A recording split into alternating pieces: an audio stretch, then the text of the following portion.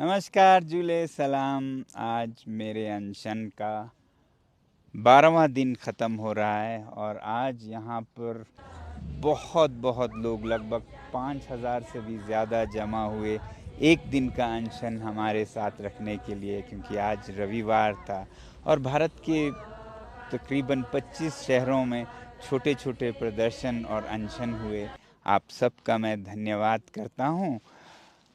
आज मैंने सोचा कि कुछ लद्दाख की मांगों के बारे में जो भ्रम फैले हैं, मिथ हैं, वो साफ कर दूं। पहली बात तो अभी के सरकार के काल में लद्दाख के साथ बहुत बड़ा धोखा हुआ। 2 बार उन्होंने चुनावी घोषणा पत्रों में लिखित में वादे किए कि लद्दाख को 6वें शेड्यूल में संरक्षित किया जाएगा और उसी के बुनियाद पर 2 बड़े बड़े चुनाव भारी बहुमत से जीते, मगर उसके बाद उन्होंने पैर खिसक लिए और अभी तो साफ साफ मुकर गए।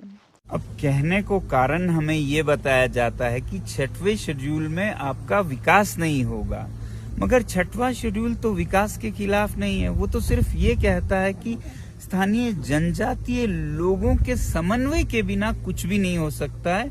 उनके समन्वय के साथ, यानी कि उनको दिए गए डिस्ट्रिक्ट काउंसिल जो कि असेंबली के छोटे रूप हैं, वहां पर चुने हुए प्रतिनिधियों के समन्वय के साथ कुछ भी हो सकता है। अगर वो चाहें तो फिर इंडस्ट्री को लाए, माइनिंग को भी लाए। ऐसा विकास के खिलाफ 6 शेड्यूल में कुछ भी नहीं है। तो ये तो हुआ 6वां शेड्यूल। लद्दाख का दूसरा सबसे बड़ा मांग है स्टेटहुड या यूटी विद लेजिस्लेटिव असेंबली, कम से कम जहां पर चुने हुए प्रतिनिधि भेजे जाए। अब इसके बारे में फिर 2 मिथ, 2 भ्रम फैलाए जाते हैं कि लद्दाख बहुत छोटा है, इतने छोटे से जनसंख्या को स्टेटहुड या लेजिस्लेटिव असेंबली नहीं दिया जा सकता है। अगर आप देखें तो सिक्किम, जिसकी जनसंख्या अभी 6 लाख है सिर्फ, जब वो राज्य बना, स्टेट बना था 1975 में, तब उसकी जनसंख्या केवल 2.5 लाख थी। तो करना चाहे तो सब कुछ मुमकिन है।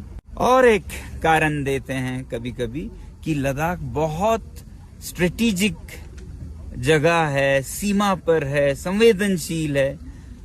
फिर अरुणाचल प्रदेश से ज्यादा संवेदनशील क्या होगी? अरुणाचल प्रदेश तो बिल्कुल सीमा पर है और आए दिन वहां भी समस्याएं होते हैं, मगर वो तो स्टेट है, राज्य है, फुल फ्लेज्ड, और वो अच्छी तरह से चल रहा है। तो ये तो लद्दाख के लोगों के साथ एक उनकी इंसल्ट है, अपमान है कि हम आपके हवाले इस जगह को नहीं रख सकते हैं। जबकि सच ये है कि लद्दाख के लोग जिस तरह से सेना के साथ कंधे से कंधा मिलाकर युद्ध भूमि तक हर एक युद्ध में, चाहे वो 1948 हो, 62 हो, 65 हो, 71 हो, 99 हो या 2020, ऐसे कोई दिल्ली में, न हरियाणा में, न पंजाब में लड़ा था। तो फिर तो उनसे भी स्टेटहुड हटा लीजिए, क्योंकि उनपे भी क्या भरोसा।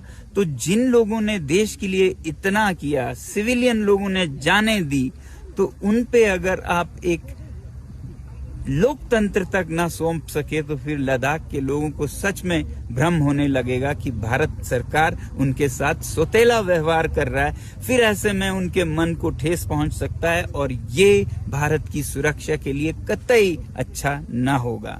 आज बस इतना ही। बहुत बहुत धन्यवाद आप सबका लद्दाख के इस आंदोलन में जुड़ने का। हमारी आवाज को सशक्त करते रहिएगा। धन्यवाद। नमस्कार। जुले। जय हिंद।